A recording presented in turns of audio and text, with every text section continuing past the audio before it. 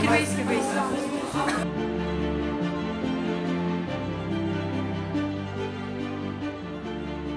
Бакаят айылынын чыган сүрөтчүсү Шабданбек уулу Эсен атындагы Маданият үйүнүн Бакаятта району боюнча жаш сүрөтчүлөрүнүн конкурсу болуп өттү. 22 мектептен 21 мектеп катышты. Шабданбек уулу Эсен 2009-жылы кайтыш болду эле. Быйыл Кудай көзү тирүү болсо 82 жашка чыкмак экен.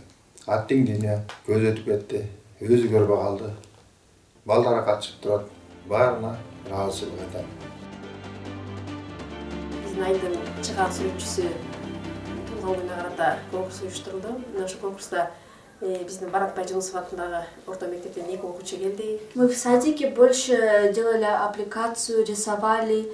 Я в детстве любила рисовать. У меня было много рисунков. И потом я начала рисовать, смотря в Google. У меня хорошо получалось. И вот.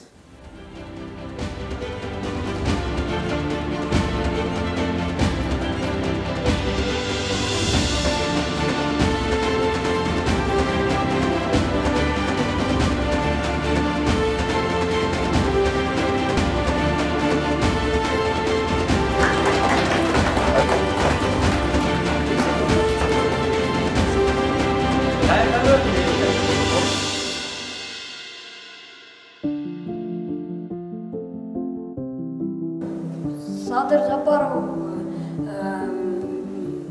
байда туу жылбоден ошол жылына биз пейзаж тарттык. Да, пейзаж тарттык. Краска, көбүнчөсү эле краска менен тарттык. Тоолорду тарттык. Шабдан уулу Эсендин элесине карата уюштурулган конкурс болчу. Ошого тарттык. Бакаят районунан